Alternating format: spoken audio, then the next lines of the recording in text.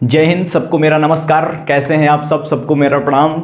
ठीक ठाक होंगे, ज़बरदस्त होंगे, जिंदाबाद होंगे। साथियों, आज की क्लास में हम वो डिस्कस करेंगे जो कि हर एक एग्ज़ाम में, किसी भी चीज़ का आप एग्ज़ाम देने जा रहे हो, हर एक एग्ज़ामों में वो क्वेश्चन पूछे जाते हैं। तो आज का मेन टॉपिक होगा जलप्रपात। जलप्रपात आप झरना सुने होंगे, लेकिन आज ये क्लास में आपको ये क्लियर हो जाएगा कि जलप्रपात क्या होता है और झरना क्या होता है। दोनों में अंतर साफ मैं बताऊंगा और साफ तरीके से समझ में आ जाएगा आपको। ठीक है, तो आइए शुरू करते हैं। आज की क्लास किस पर होगी आपकी? भारत के प्रमुख जलप्रपात। आखिरकार कहाँ कहाँ ये जलप्रपात पाए जाते हैं या कहाँ कहाँ हमको देखने को मिलते हैं। तो आप अपने कॉपी में हेडिंग डालेंगे जलप्रपात। क्या डालेंगे साथियों? जलप्रपात। आप इसको वाटरफॉल कहते हैं। क्या कहते हैं? वाटरफॉल। साथियों, अगर वाटरफॉल की बात करें, क्या बात करें? वाटरफॉल करें, जलप्रपात। आखिरकार हम कहें कि जलप्रपात होता क्या है और झरना क्या होता है। दो क्वेश्चन आपके डाउट में होंगे, हर जगहों पर होंगे, हर तरीके से आपको समझ में नहीं आ रहा होगा कि यार झरना किसको कहें, आखिर झरना नाम दिया गया है तो जलप्रपात क्यों नाम दे दिया गया है, या जलप्रपात नाम दे दिया गया है तो इसको लोग झरना क्यों कहते हैं। तो आज जान लीजिए। पहले हम बात करें कि देखिए जलप्रपात क्या होता है। साथियों, किसी पहाड़ी से, ध्यान रखना कि किसी पहाड़ी से जो पानी गिरता है, किसी पहाड़ी से जब पानी मैदान में गिरता है या किसी स्थान पर गिरता है तो उसको हम कहते हैं जलप्रपात। क्या कहते हैं? जब किसी पहाड़ी से कोई पानी, मान कह सकते हैं, पानी ही कहेंगे क्योंकि जलप्रपात का नाम क्या है भैया? वाटरफॉल। तो पानी ही हो सकेगा और तो कुछ हो नहीं ईंटा पत्थर गिरेगा। तो किसी पहाड़ी से, किसी पहाड़ियों के किसी चट्टानों से, कह सकते हैं कि किसी पहाड़ियों से कहीं पानी गिरते हुए को हम कहेंगे जलप्रपात। मतलब गिरता हुआ पानी, क्या कहेंगे? गिरता हुआ पानी जलप्रपात कहलाएगा। ठीक है, गिरता हुआ पानी जलप्रपात कहलाएगा। इसके पीछे अगर मैं आपको थोड़ा ले चलूं कि आखिर जलप्रपात बनता कैसे है, जलप्रपात किस प्रकार से बनता है, फिर मैं आगे बात करूंगा कि भारत के प्रमुख जलप्रपात। आखिरकार जलप्रपात पढ़ने जा रहे हैं तो एकदम डीपली थोड़ा घुस करके पढ़ लें तो ये होता है इंपॉर्टेंट। मतलब कह सकते हैं कि जलप्रपात अगर हम बात करते हैं तो हमको एक एक बातें हमको ध्यान रखना बहुत ही जरूरी होगी। तो साथियों, क्या होता है कि जलप्रपात हम पहले समझें। देखिए, जब पहाड़ी, जब पानी, जब हमको पानी नीचे गिरता हुआ प्रतीत होता है तो उसके पहले की घटना समझें कि जब जहां से पानी निकलेगा। देखिए, यहां से मान लीजिए इस चोटी से पानी निकला, इस जगह से पानी निकला। देखिए, इस जगह से मान लीजिए यहाँ पर कोई पहाड़ी है। क्या है? पहाड़ है। और यहाँ से क्या है कि यहाँ से पानी निकलना शुरू हुआ। ये जगह आपका पानी का है। मतलब यहाँ से आपका पानी क्या हुआ कि यहाँ से निकलना शुरू हुआ, मतलब कि यहाँ से उद्गम हुआ, मतलब निकलना शुरू हुआ। तो यहाँ से जब ये पानी निकला तो ये एक रूप से उबड़ खाबड़, मतलब कि ये पहले इसको कहेंगे क्षिप्रिका। मतलब कि यहाँ पर नदियों की स्पीड इतनी तेज होती है, मतलब कह सकते हैं कि देखिए, जब गंगा जी जहाँ से निकलती हैं वहाँ पर एक छोटे से स्थान से निकलती हैं भैया साहब। एक छोटे से स्थान से निकलते निकलते और धीरे धीरे क्या होती हैं कि वो धीरे धीरे अपना भारी रूप ले लेती हैं। क्या हो जाता है? भारी रूप ले लेती हैं। तो इसमें क्या होता है कि यहाँ पर भी यही घटनाएं होती हैं और जब यहाँ पर भी यही घटनाएं होंगी, ध्यान से देखिए, और जब यहाँ पर भी पानी निकलेगा और पानी निकलेगा तो ये कुछ, मतलब कि पानी अपने साथ साथ कुछ मलबों को बहाते ले जाता है। बहाने का मलबा का बात करें तो पानी एक ऐसी चीज है जो कि अपने साथ साथ मिट्टी, कंकड़ वगैरह, कंक्रीट वगैरह बहाते ले जाता है। और बहाने की क्रिया पहाड़ पर ही हो जाती है। मतलब कि जो बहाने की क्रिया, पानी द्वारा जो बहाने की क्रिया पहाड़ पर ही हो जाती है, उसको हम कहते हैं क्षिप्रिका। क्या कहते हैं साथियों? क्षिप्रिका। मतलब कि उबड़ खाबड़ आप देखेंगे पहाड़ पर तो आपको इसी प्रकार उबड़ खाबड़ पानी आता हुआ नजर आएगा। जिस जगह से क्या होता है कि नदियाँ ऐसी होती हैं कि इसको, मतलब कि पानी जो होता है वो कोई चट्टानों को, मतलब कि कोई चट्टानों को काट करके निकल जाता है और कोई चट्टानों को काट नहीं पाता है। तो जो भी मतलब इस प्रकार की घटना बनती है, मतलब इस प्रकार का रूप ले लेती है। और जब इस प्रकार का रूप ले लेती है तो यही घटना को कहते हैं क्षिप्रिका। क्या कहते हैं साथियों? क्षिप्रिका। ये बात आप ध्यान रखना, क्षिप्रिका लिख लेना, क्षिप्रिका कहते हैं। और इसी घटना को जब ये आगे आता है, देखिए जब ये पहाड़ से जब नीचे उतरता है, जब ये पहाड़ से ये पानी बहता हुआ यहाँ से आया और इसको हम क्या कह दिए? क्षिप्रिका। क्षिप्रिका के रूप में है, पानी इतना स्पीड में होता है, इसको हम कहते हैं कि अब ये पानी किस अवस्था में है? अभी युवा अवस्था में है। मतलब कि कह सकते हैं कि नदियों के तीन क्या होते हैं, तीन प्रकार की क्या होती हैं? संरचनाएं। मतलब कि नदियों की अगर बात करेंगे तीन प्रकार का रूप धारण करती हैं नदियां। तो पहले वो होती हैं सॉरी खांसी आ रही बच्चा। तो पहले वो युवा अवस्था में होती हैं, फिर प्रौढ़ावस्था में जाती हैं और फिर किस अवस्था में आ जाती हैं? वृद्धावस्था में आ जाती हैं। तो 3 क्लासेस होती हैं, मतलब 3 तरह के मतलब रूप धारण करती हैं नदियां। कोई भी नदी हो वो 3 तरह के रूप धारण करेगी, ठीक है। तो ये पहले जहां से निकली तो इसकी स्पीड इतनी हाई होती है साथियों, तो इसको कह देते हैं कि नदी अभी युवा अवस्था में है। किस में है? युवा अवस्था में है। और जब पानी जो है जब ये पहाड़ से नीचे उतरता है, पहाड़ से जब ये नीचे गिरा, ध्यान से देखिए, ये आपका पानी गिर रहा है, ये पहाड़ है आपका, और ये पानी क्या है कि यहाँ से जो नीचे गिर रहा है, तो यही नीचे गिरने की क्रिया को हम कहते हैं जल प्रपात। ध्यान से देखिए, इसी नीचे गिरने की क्रिया को कहते हैं जल प्रपात। ध्यान रखना साथियों, इसको हम ये नहीं कहेंगे कि ये झरना है। झरना मैं बता रहा हूं क्या होता है, झरना और जल प्रपात दोनों। अब देखिए, और जहां जिस जगह पर पानी गिरता है नीचे, तो उस जगह पर जहां पर भाई पानी गिरेगा तो वहां पर जाहिर सी बात है कि गड्ढा हो जाएगा। और जब गड्ढा हो जाएगा तो उसी जगह को, यही जगह मतलब इस प्रकार से हो जाता है, मतलब कि यहां पानी गिरा तो यहां गड्ढा हो गया, फिर पानी यहां पर क्या हुआ कि बहना शुरू हो जाता है। और जब ये पानी बहना शुरू हो जाता है तो जिस जगह पर गिरता है पानी, इसको हम कहते हैं अवनमन कुंड। क्या कहते हैं? अवनमन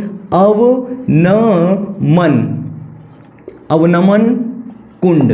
क्या कहते हैं साथियों? अवनमन कुंड कहते हैं। और ये नदी फिर किस अवस्था में आ जाती है? जब मैदान में नदी पहुंचती है तो वो आ जाती है अपनी प्रौढ़ावस्था में, मिडिल क्लास में आ जाती है। किस में आ जाती है साथियों? मिडिल क्लास में आ जाती है। और ये जब पानी जब नदी में जब ये बहना शुरू होता है, जब ये पानी जब ये मिडिल जमीन में बहना शुरू हुआ, और जब पानी, ध्यान रखना, जब किसी पहाड़ी के बगल से पानी क्या हो, जब किसी पहाड़ के बगल से पानी बहता हुआ नजर आए तो उसको हम कहेंगे झरना। ध्यान रखना, एनसीईआरटी से ये चीज आपको देखने को मिलेगी। हर जगहों पर कुछ भी दे रखा होगा, लेकिन आप जब एनसीईआरटी पढ़ेंगे तब आपको ये चीज समझ में आएगा कि झरना और जलप्रपात होता क्या है। दोनों में अंतर साफ जाहिर रखा रहेगा, एनसीईआरटी पढ़ेंगे तब। लूसेंट में कुछ भी नहीं लिखा है, बस याद कर लीजिए और वहां जाइए, टीप के चले आइए, काम खत्म, ठीक है। देखिए, तो जब पहाड़ी पर, जब पहाड़ के बगल से पानी आपको देखता हुआ मतलब बहता हुआ पानी नजर आए तो उसको कहते हैं झरना। और ये कहाँ पर होगा? मान लीजिए भाई ये पहाड़ से यहाँ गिरी तो यहाँ पर भी पहाड़ वहाड़ होंगे, जिससे कि ये मैदान में आ गई। तो ये नदी जो है इसको भाई ये किस अवस्था में है? अभी प्रौढ़ावस्था में पहुँच गई। यहाँ पर किस अवस्था में थी?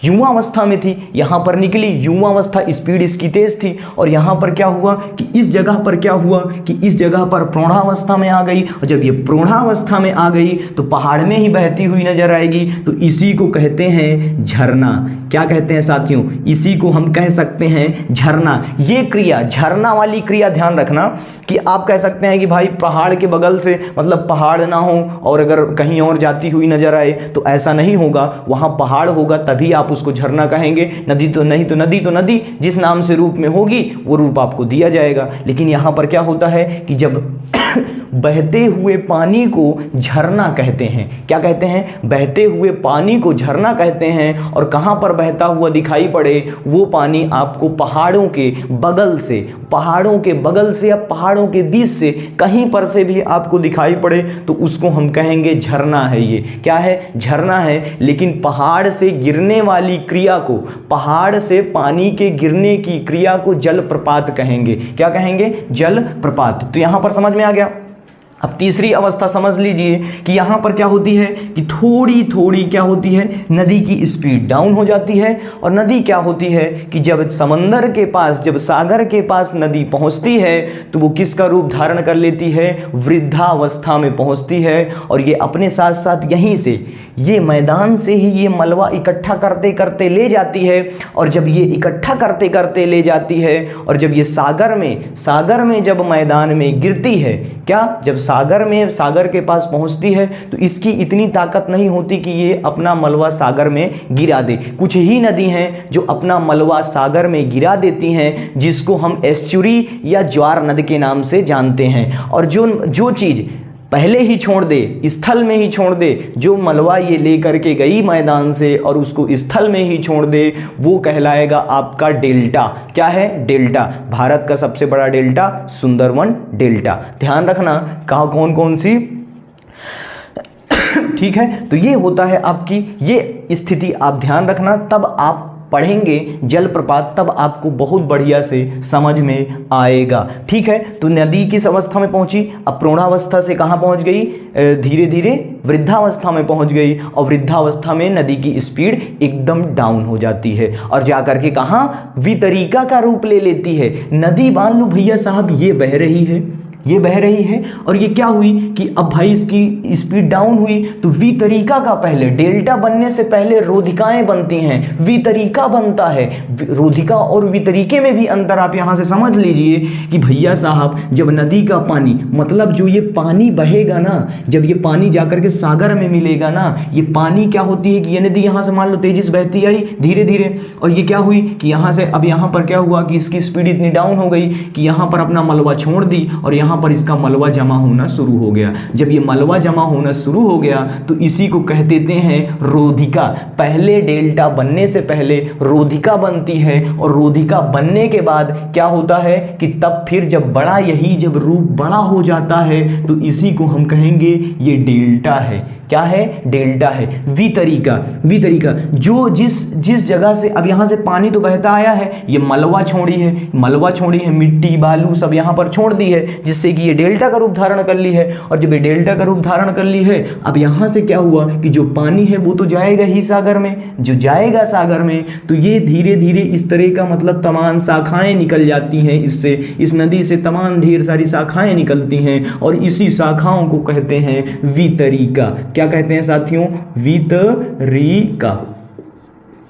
समझ में आ गया। जलप्रपात पढ़ने से पहले बच्चा लोगों ये ध्यान रखना कि ये कॉन्सेप्ट आपको पता होना बहुत ज़रूरी है। ठीक है, पढ़ लिए हो, याद करके चले जाओगे, कुछ मिलेगा नहीं और वहाँ पर जा करके जो भी होगा देखा जाएगा, वो काम नहीं सीखना हमको। ठीक है, हम एक बेसिक से लेकर के चलेंगे और बेहतर तक लेके चलेंगे। आप अगर यूपीएससी की भी तैयारी कर रहे हैं, यदि आप अगर किसी भी चीज़ की अगर तैयारी कर रहे हैं, अगर आप पीसीएस लेवल की भी तैयारी कर रहे हैं, तो आपको ये चीज़ समझना बहुत ही ज़रूरी है साथियों। थोड़ा मैं इंक डाल लूँ जो कि बहुत ही इम्पोर्टेंट है, इंक भी। ठीक है तो ये बातें आप ध्यान रखना साथियों, बहुत ही इम्पोर्टेंट क्लास है ये। क्लास बहुत ही इम्पोर्टेंट है, हर एग्ज़ाम में हर चीज़ में पूछा जाता है और ये कॉन्सेप्ट आपको ध्यान में रखना होगा। बस ये नहीं कि प्रमुख जलप्रपात पढ़ लिए और जाके टिक लगा के चले आएँ, ऐसा नहीं है भाई साहब। एक बार में किसी को कोई मंजिल नहीं मिल जाती है। ठीक है, थोड़ा कोशिश करना पड़ता है, अब एक बार में थोड़ी नहीं मिल जाएगी। इस कॉन्सेप्ट को आप ध्यान में रखना, उसके बाद फिर बातें बताना कि कैसी क्लासेस पढ़ा रहा हूँ मैं, कैसा पढ़ा रहा हूँ, बहुत एक एक पॉइंट की बातें करेंगे। ठीक है, अब आइए हम बात करेंगे अब कि भारत के प्रमुख जलप्रपात। अब पॉइंट अब आ गया कि भाई प्रमुख जलप्रपात क्या है, अब उसके बारे में हम चर्चा करेंगे। देखिए, भारत के प्रमुख जलप्रपात, अब आप हेडिंग डालेंगे कि प्रमुख जलप्रपात कहाँ के, भारत के प्रमुख जलप्रपात। भारत के प्रमुख जलप्रपात। मैं इसको एक ऐसी सिस्टमैटिक ढंग, इसको इतना सिस्टमैटिक ढंग से इसको मैं क्रिएट किया हूँ, ये मतलब जलप्रपात कि आपको मैं राज्य भी बताऊंगा और कौन सी नदी से ये जलप्रपात बना ये भी बताऊंगा, और कितनी इसकी ऊंचाई है ये भी हम इस क्लास में डिस्कस करेंगे।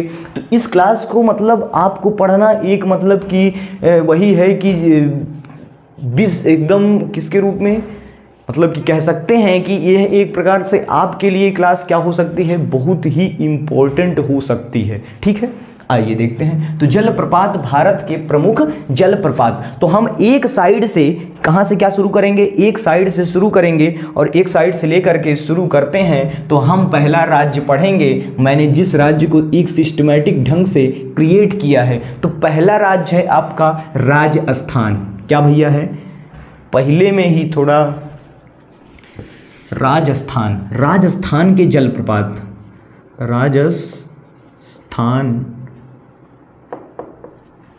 राजस्थान में क्या है कि जलप्रपात, राजस्थान का जलप्रपात।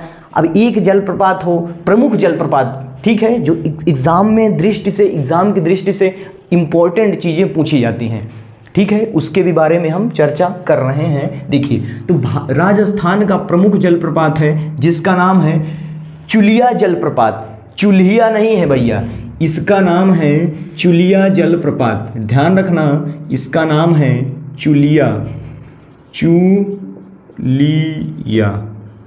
चुलिया जलप्रपात। देखिए चुलिया जलप्रपात, अब इसके बारे में हम बात करें, इसके बारे में चुलिया जलप्रपात कहाँ है, राजस्थान में है। और चुलिया जलप्रपात चंबल कहाँ पर है, चंबल नदी पर है। किस नदी पर है, चंबल की नदी पर है, चंबल नदी, चंबल नदी पर है। लिखेंगे आप, एक एक चीज लिखेंगे, चंबल नदी पर है। और ये कहाँ, कोटा राजस्थान, कोटा सुने होंगे, तो कोटा में स्थित है और इसकी ऊंचाई 18 मीटर है। कितनी है साथियों, 18 मीटर, 18 मीटर इसकी क्या है, ऊंचाई है। एक बातें हमने कर ली, राजस्थान का कौन सा है जलप्रपात, चुलिया जलप्रपात, जो कि चंबल नदी में स्थित है। चंबल नदी द्वारा ये बनता है। किस नदी द्वारा बनता है, चंबल नदी द्वारा बनता है। या कह सकते हैं कि चंबल नदी पर है, या कह सकते ये किस में, कहाँ पर है, कोटा में। कहाँ पर है, कोटा में। कोटा के राजस्थान सब जानते हैं, कोटा जानते होंगे राजस्थान में। और इसकी ऊंचाई कितनी है, 18 मीटर इसकी ऊंचाई है। तो मैंने बताया क्या कि मैं एक इसको सिस्टमैटिक ढंग से क्रिएट किया हूँ, जिससे कि आप इसको नोट्स पे बनाते चलिएगा, तभी समझ में आएगा। लिख लेना, नहीं तो बिल्कुल नहीं समझ में आएगा भाई। फिर मत कहना कि कुछ नहीं समझ में आया, ठीक है, क्योंकि मैंने एक क्रिएट किया है। पूरी क्लास देखना, लंबी क्लास होगी थोड़ा, लेकिन बेहतर होगी, ध्यान रखना। तो पहला है चंबल नदी पर स्थित है, जिसका नाम है चुलिया जलप्रपात। चुलिया जलप्रपात कोटा राजस्थान में है और कहाँ पर है, 18 मीटर इसकी क्या है, ऊंचाई है। दूसरी हम बात करें तो राजस्थान का काम खत्म। दूसरा है आपका मेघालय साथियों, दूसरा है मेघालय। मेघालय, मेघालय में अगर देखें, मेघालय का हम जलप्रपात की बात करें कि मेघालय राज्य में कौन सा जलप्रपात है, तो इसका नाम लिखेंगे आप नोह कलिकाई। नोह कलिकाई, नोह कलिकाई जलप्रपात, इसके आगे लिखेंगे, ये नाम लिख दिया हूं मैं, अब आप लिखेंगे जलप्रपात, ठीक है, नोह कलिकाई जलप्रपात। और ये कहाँ पर है, नोहकाई जलप्रपात, ये कहाँ पर है भैया, मेघालय में स्थित है। ये बनता किससे है, ये बहुत इंपॉर्टेंट है, बनता किससे है, आखिरकार ये बनता किससे है, तो ये आपका नोह कलिकाई ये जलप्रपात जो है, ये बारिश के पानी के कारण बनता है। ध्यान रखना, मेघालय में गारो, खासी, जैंतिया 3 पहाड़ियां आपको देखने को मिलेंगी। खासी की पहाड़ी में, खासी की पहाड़ी में सबसे अधिक बारिश होती है। ध्यान रखना, खासी की पहाड़ी में सबसे अधिक बारिश होती है, तकरीबन 1400 सेंटीमीटर। कितना होती है भैया, 1400 सेंटीमीटर, बहुत बारिश होती है, 1400 सेंटीमीटर के करीब में बारिश होती है मेघालय में। गारो, खासी, जैंतिया आपकी 3 पहाड़ियां आपको मेघालय में देखने को मिलेंगी। तो ये क्या है कि नोहकलिकाई जो जलप्रपात है ये आपको बारिश के पानी के कारण बनता है। किसके भैया? बारिश के पानी के कारण बनता है। बारिश के पानी के कारण बनता है। इसकी ऊंचाई 340, कितना है भैया? 340 मीटर क्या है कि इसकी ऊंचाई है। क्या है भाई साहब? 340 मीटर इसकी क्या है? ऊंचाई है। और बातें हैं 340 मीटर क्या है? इसकी ऊंचाई है। मेघालय का नोहकलिका जलप्रपात है जो कि बारिश के पानी के कारण बनता है। इसकी ऊंचाई 340 मीटर है। नदी की कोई बात ही नहीं है। जब बारिश के पानी से बनता है तो नदी की कोई बात नहीं है। बारिश होगी तो बनेगा, और बारिश सबसे ज़्यादा वहीं पर होती है। मेघालय में देखने को मिलेगी आपको बारिश। गारो खासी जयंतिया, गारो खासी वाली पहाड़ी पर आपको अधिक से अधिक बारिश देखने को मिलती है। ठीक है, अब आगे बात करें, नेक्स्ट बात करें। 2 राज्यों के बारे में हमने चर्चा कर ली। अब देखिए, कहिए तो स्पीड में पढ़ा दूं भाई। स्पीड में पढ़ाने का मतलब यही है कि कुछ ना समझ में आएगा, सब ऊपर ऊपर चला जाएगा। ठीक है, कोई दिक्कत नहीं है। और जब तक समझ में नहीं आएगा तब तक क्या करके आओगे? कुछ नहीं करके आओगे ना। तो वही हाल है। आइए तीसरी पहाड़ी की बात करें। तीसरी की बात करें तो झारखंड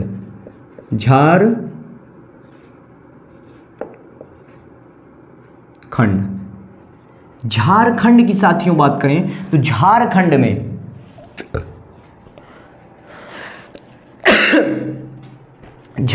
की बात करें बच्चा लोगों तो झारखंड की हुंडरू, क्या नाम है? हुंडरू जलप्रपात। कौन सा नाम है? लिख रहा हूं मैं,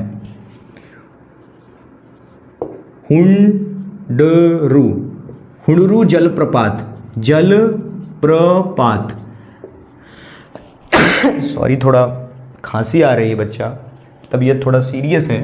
देखिए, हुंडरू जलप्रपात आपको ये कहाँ देखने को मिलेगा? किस नदी पर देखने को मिलेगा? तो ये स्वर्ण नदी पर देखने को मिलेगा। स्वर्ण नदी की बात करें बच्चा, अभी मैं बता रहा हूँ स्वर्ण नदी का नाम स्वर्ण नदी क्यों रखा गया। तो यह स्वर्ण नदी पर स्थित है। क्या है? स्वर्ण नदी, स्वर्ण रेखा कहते हैं इसको। अगर लिखने में आए तो स्वर्ण रेखा कहेंगे। स्वर्ण रेखा नदी पर बनता है। क्या है भैया? बनता है। क्या है? बनता है। इसकी ऊंचाई तकरीबन 74 मीटर है। कितनी है भाई साहब? 74 मीटर इसकी क्या है? ऊंचाई है। याद रखना, 74 मीटर ऊंचाई वाला जलप्रपात कौन सा है? तो ये हुंडरू जलप्रपात है। क्या है? हुंडरू जलप्रपात, जो कि झारखंड में स्थित है। दूसरा है इसी का, अगर एक हुंडरू है तो दूसरा भी तो कोई होगा, एक ही तो नहीं है कि एक राज्य में एक ही हो। लेकिन नहीं, यहाँ पर दूसरा है जिसका नाम है राजरप्पा। क्या है साथियों? राजरप्पा जलप्रपात। ध्यान रखना, इसकी भी बात करें तो राजरप्पा, पप्पा नहीं लिख लेना, राजरप्पा जलप्रपात। राजरप्पा जलप्रपात ये आपको दामोदर नदी, नाम सुने होंगे, दामोदर नदी पर आपको ये देखने को मिलेगा।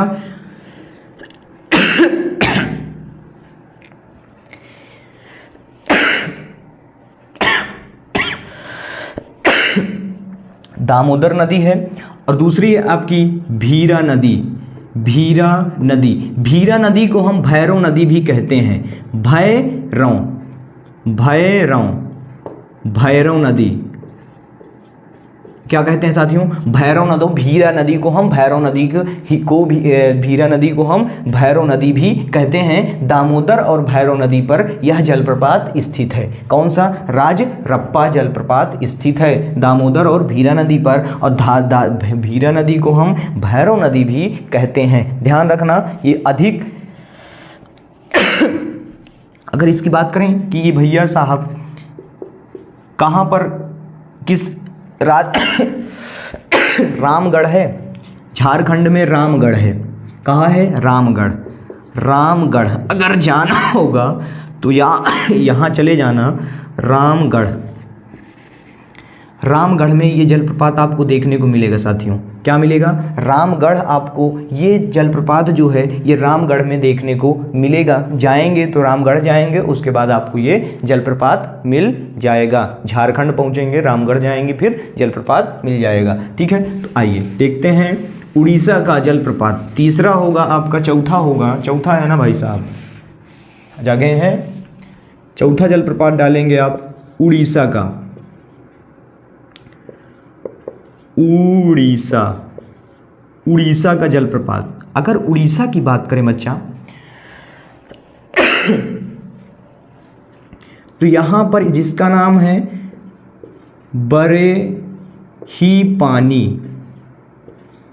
भैया बरेहीपानी जलप्रपात, जलप्रपात ये है कहां पर, किस नदी पर?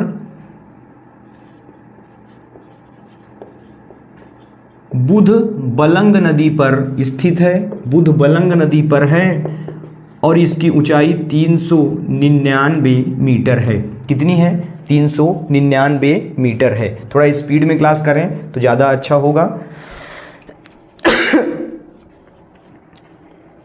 तो उड़ीसा का जलप्रपात आप देख चुके हैं कि ये चीज़ है। इसमें एक और जलप्रपात है साथियों, बता रहा हूं, ध्यान से समझते चलिए भाई। इसको लिख लीजिएगा जहां पर भी लिख रहे हो आप लोग।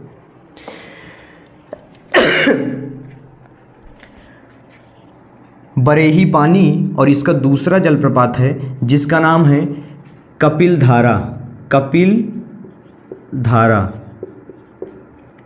कपिल धारा है। ये आपको नर्मदा नदी में मिलेगा। सॉरी, ये कपिल धारा नहीं है भाई, कपिल धारा नहीं है, ये तो आपका मध्य प्रदेश वाला है। क्या है? मध्य प्रदेश वाला है। उड़ीसा का जो है हुंडुमा, जिसका नाम है हुंडुमा, इसको दुदुमा भी कहते हैं। क्या कहते हैं? दुदुमा भी इसको कहते हैं, दुदुमा कहते हैं जो जलप्रपात है। लिख लेना जलप्रपात। और ये कहाँ पर है?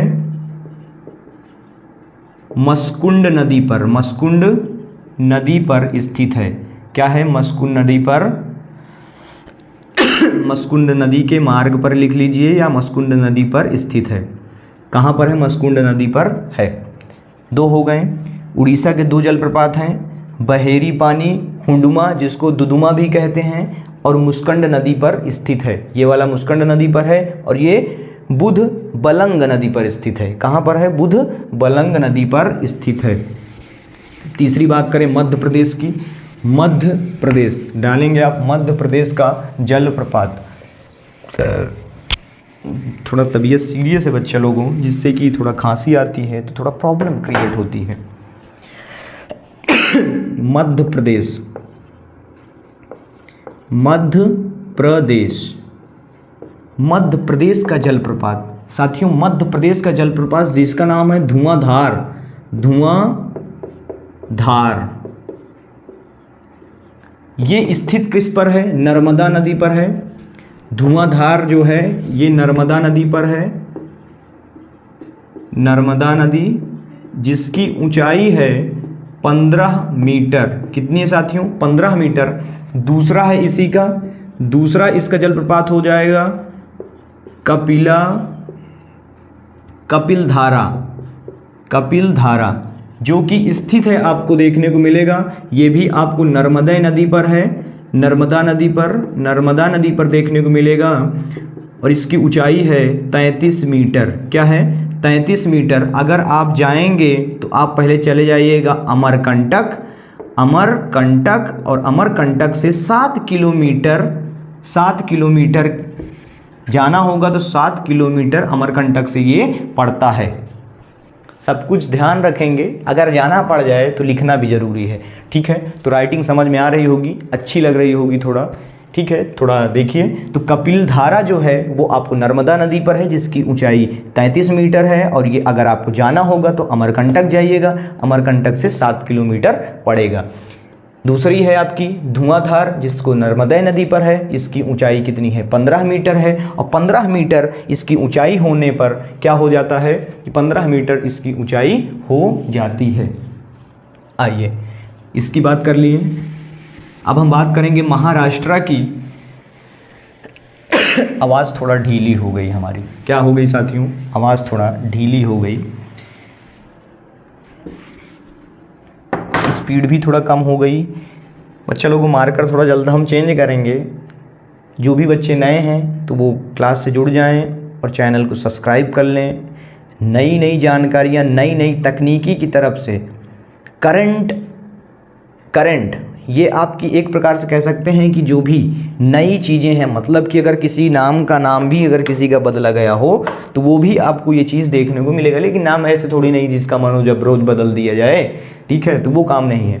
तो दूसरा है आपका 24 हो महाराष्ट्र का। महाराष्ट्र में जो है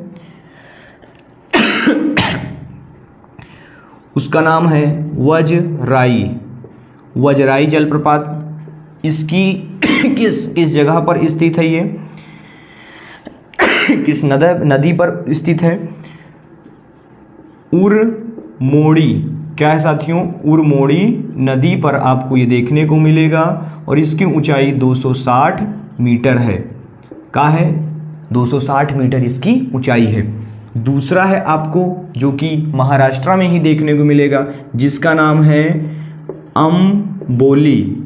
अंबोली घाट कह सकते हैं, अंबोली घाट, अंबोली घाट जलप्रपात है, घाट नहीं है ये, अंबोली घाट इसका नाम है और अंबोली घाट जलप्रपात लिखेंगे आप पूरा, ठीक है। इसकी बात करें किस पर है तो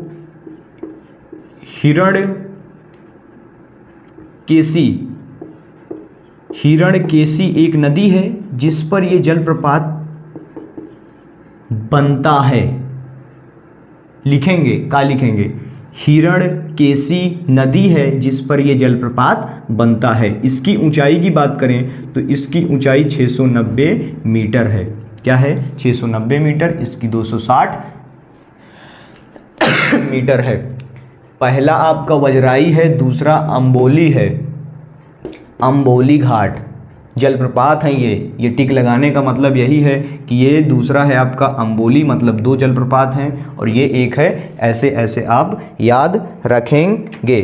साथियों इतनी बात तो आपको समझ में आ रही होगी। ये राष्ट्रों के मतलब अगर बात करें कि राज्यों से मैंने ये चीज़ मतलब राज्यों से इसको सिस्टमैटिक ढंग से क्रिएट किया है।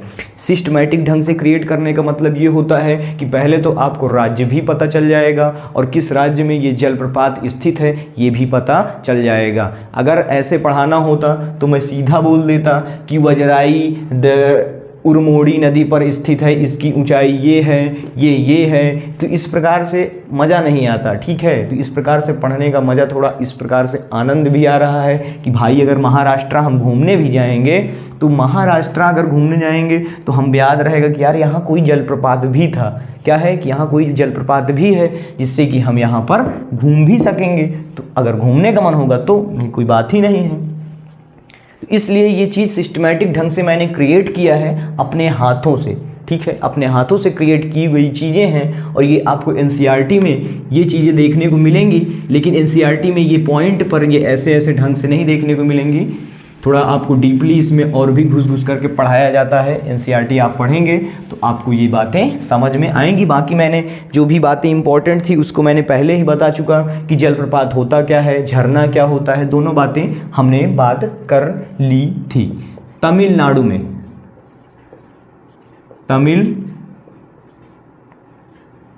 लिखते चलना भाई साहब, याद करने के चक्कर में हो गए कि याद कर लें देखते देखते तो नहीं याद होगा, लिख लेना एक बार, ध्यान में रखना तभी याद होगा। अब देखिए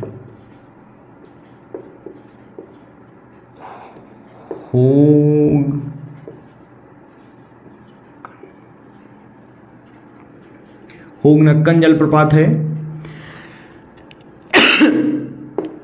होगेनक्कन याद रखना, होगेनक्कन ये जलप्रपात आपको देखने को मिलेगा कावेरी नदी पर कहाँ देखने को मिलेगा साथियों?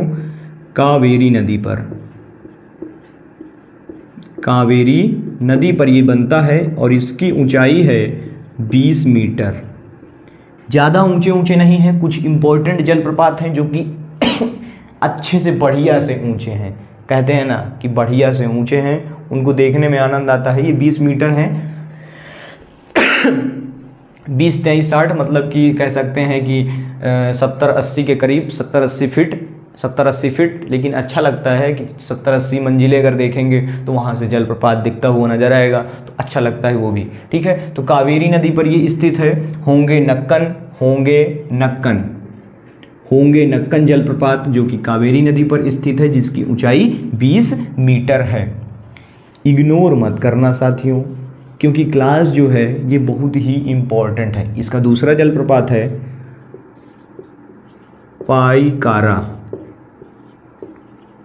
पाईकारा जलप्रपात तो मैं लिखता नहीं हूँ, आप लिखेंगे उसको। ठीक है, तो जलप्रपात आप पाईकारा जलप्रपात इसका दूसरा जलप्रपात है जो कि तमिलनाडु में ही स्थित है। ये किस नदी पर है? तो पाड़कारा नदी पर बनता है। क्या है? पाईकारा नदी पर बनता है,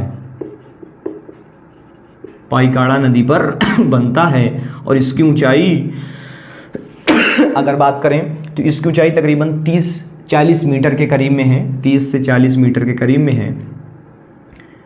30 ही मीटर लिखिए आप, 30 मीटर के करीब में है। अगर हमें इसको घूमने जाएं कि यार भाई पाईकारा अगर घूमने की बात करें तो पाईकारा चलिए घूमेंगे बाद में, घूमने की समय नहीं है अभी पढ़ने का समय है। घूमने होगा तब हम बताएंगे, कि बस याद रखिएगा, कहीं से पूछ लीजिए कि कहाँ जाना पड़ेगा। अब बात करें केरल का जलप्रपात। केरल का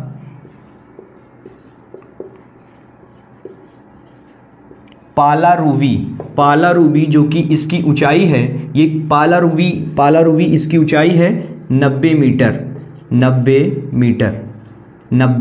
मीटर। कितनी है भैया? केरल में देखने को मिलेगा आपको ये चीज़, पालारुवी क्या है? 90 मीटर इसकी ऊंचाई है। और कर्नाटक, अगर हम बात करें पालारुवी की तो आप केरल जाएंगे। अब कर्नाटक बहुत ही इम्पोर्टेंट है। कर्नाटक में ये चीज़ थोड़ा ज़्यादा इम्पोर्टेंट नहीं है। अब देखिए, कर्नाटक की बात करें, कर्नाटक में ऐसे ऐसे जलप्रपात हैं जो कि भारत के सबसे ऊंचे जलप्रपात हैं। ये चीज़ इम्पोर्टेंट होगी किसकी दृष्टि से? एग्ज़ाम के 1 नंबर की दृष्टि से ये चीज़ें इम्पोर्टेंट होंगी। कर्नाटक के जलप्रपात डालेंगे आप, कर्नाटक का जलप्रपात। मैं थोड़ा इसको इंक दे दूं कि कर्नाटक के जलप्रपात की बात हम करेंगे। आइए, इंक भी ख़त्म होने वाली है भाई साहब।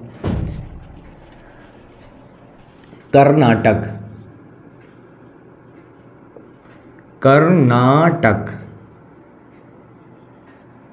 पहला जलप्रपात है कर्नाटक का, जिसका नाम है जोग जलप्रपात,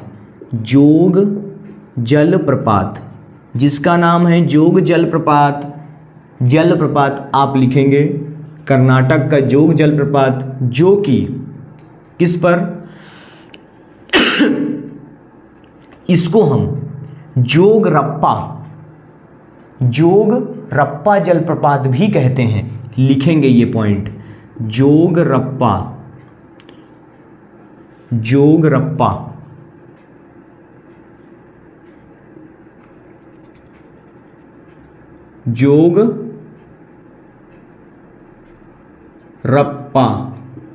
जलप्रपात क्या कहते हैं? इसको जोगरप्पा भी जलप्रपात कहते हैं। और दूसरा इसको गोरसुप्पा भी कहते हैं। क्या कहते हैं साथियों? गोरसुप्पा भी कहते हैं। ये आपको इंपॉर्टेंट होगा। क्या होगा कि ये चीज़ आप ध्यान रखना। गोरसुप्पा, जोररप्पा तो ये तो आपको जोग से ही मिल जाएगा। क्या है? जोररप्पा तो आपको जोग से ही मिल जाएगा कि भाई जोररप्पा है। लेकिन गोरसुप्पा जो है ये आपको एग्जाम में पूछा जाएगा। ठीक है, लिख लेना। ये है आपका शरावती नदी पर। कहाँ पर है साथियों? शरावती नदी पर स्थित है, नदी पर बनता है और इसकी ऊंचाई है 253 मीटर। क्या है इसकी ऊंचाई? 253 मीटर। कुछ बच्चों को डाउट ये होता है कि 253 मीटर आखिरकार ऊंचाई कैसे कह देते हैं, 253 मीटर इसकी ऊंचाई कैसे कर दी, इतना कॉन्फिडेंस लेवल के साथ कह दिए भाई 253 ऊंचे। कुछ होता है कि देखिए, तो ऊंचाई मैं बताऊं तो ये जो समुद्री जल है, समुद्री जल से उसके ऊपर वाले भाग से, मतलब समुद्री जल से हम नापते हैं कि इसकी ऊंचाई कितनी होगी। हम ज़मीन से थोड़ी नहीं नापेंगे, ज़मीन में तो कोई बात ही नहीं, ज़मीन में तो हर जगह ऊबड़ खाबड़ कुछ भी हो सकता है, लेकिन इसके हम समुद्री तल से नापते हैं कि इसकी ऊंचाई क्या होनी चाहिए, तब हम उसको देते हैं कि इसकी ऊंचाई इतनी होगी। ध्यान आ गया कि इसकी ऊंचाई कितनी है? 253। सभी में यही हाल है। इसका जो दूसरा है जलप्रपात, जिसका नाम है शिव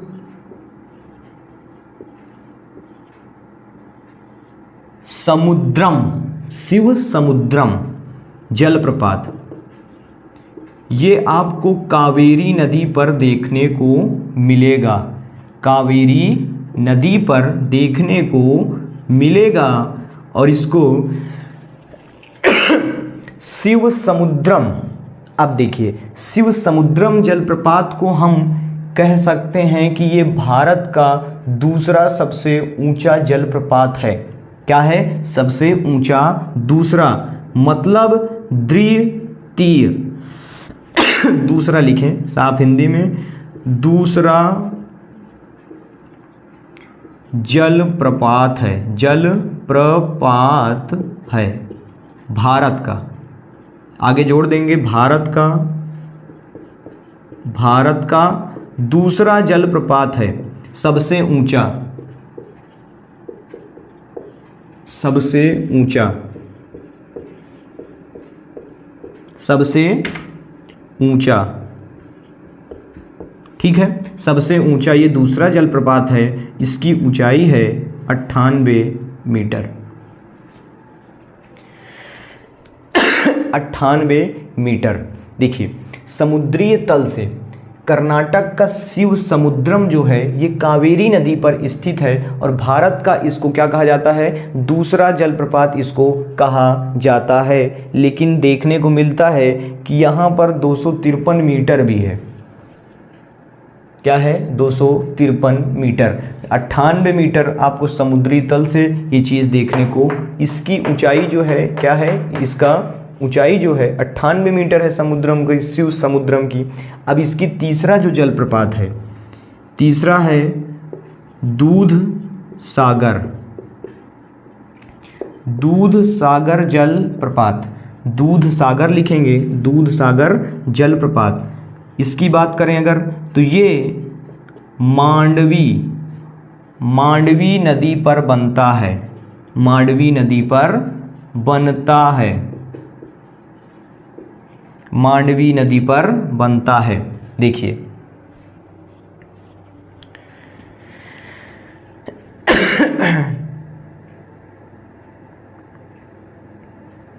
क्या बनता है? मांडवी नदी पर बनता है।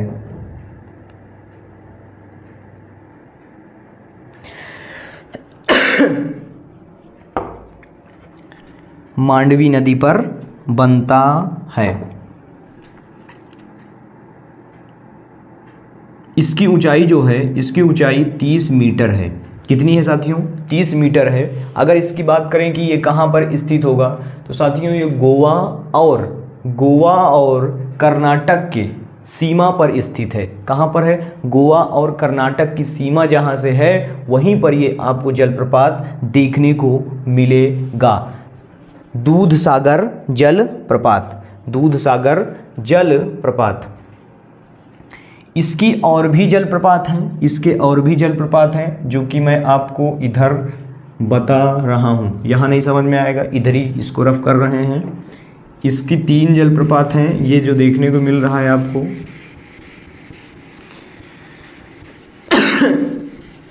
भारत का पहला जो जलप्रपात है सबसे ऊंचा, वो कौन सा होगा? आखिरकार ये भी तो क्वेश्चन है। तो उसका नाम है कुंचिकल। क्या है साथियों? कुंचिकल। ये भी आपको कर्नाटक में ही देखने को मिलेगा, जिसका नाम है कुंचिकल। कुंचिकल जलप्रपात। प्रताप भी कभी कभी लिख जाता है तो उसको ध्यान देना। तो कुंचिकल जलप्रपात, इसको हम एक नाम से और जानते हैं, इसको हम कह सकते हैं कुंचिकल धबधबा। कुंचिकल धबधबा, इसमें लगा लेंगे धबधबा। कुंचिकल धबधबा जलप्रपात पूरा नाम हो जाएगा। पहले तो इसको आपको कुंचिकल जलप्रपात नाम दिया रहेगा, नहीं दिया रहेगा तो इसमें लगा रहेगा कि कुंचिकल धबधबा जलप्रपात। ये आपको भी कहाँ देखने को मिलेगा? कर्नाटक में ही देखने को मिलेगा। अगर ये बात करें कि किस नदी पर स्थित है, किस नदी पर स्थित है, तो वराही एक नदी है जिस पर ये बनता है।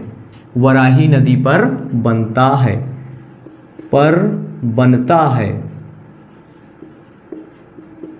बनता है। भारत का सबसे ऊंचा जलप्रपात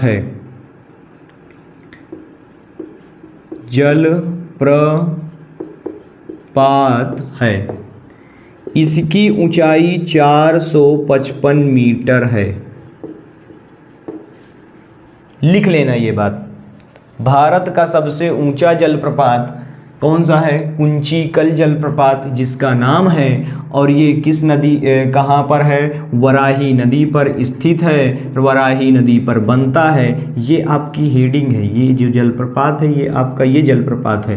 नहीं, ये भी समझ लेना वराही नदी ये भी जलप्रपात है, नहीं, वो कुंचिकल जलप्रपात धबधबा इसको कहते हैं, या कुंचिकल जलप्रपात धबधबा कहते हैं, या कुंचिकल धबधबा जलप्रपात कहते हैं। तीनों में कुछ और पूछ ले, केवल क्या होगा कि भारत का सबसे ऊंचा जलप्रपात कौन सा है? कुंचिकल जलप्रपात है, जिसकी ऊंचाई है 455 मीटर है। कितनी है? 455 मीटर है। और ये किस नदी पर स्थित है? तो वराही नदी पर बनता है। किस नदी पर बनता है साथियों? वराही नदी पर बनता है। अगर हम इसके और भी जलप्रपात की गणना करें या बात करें तो गोकक क्या है सैया? क्या भैया? गोकक जलप्रपात इसकी बात करें तो यह घाट प्रभा नदी है, उस पर ये बनता है। किस पर है? घाट प्रभा नदी पर बनता है, जो कि घाट प्रभा की बात करें तो ये आप अगर नाम पहली बार सुने हो तो कृष्णा नदी की सहायक नदी है। कृष्णा नदी आप सुने होंगे, तो कृष्णा नदी की घाट प्रभा जो नदी है ये सहायक नदी है। किसकी है? कृष्णा नदी की सहायक नदी है। अब मोटी मोटी बात कर लें, ये लास्ट है आपका मेकेदातु जलप्रपात। ये आपको कावेरी नदी पर देखने को मिलेगा।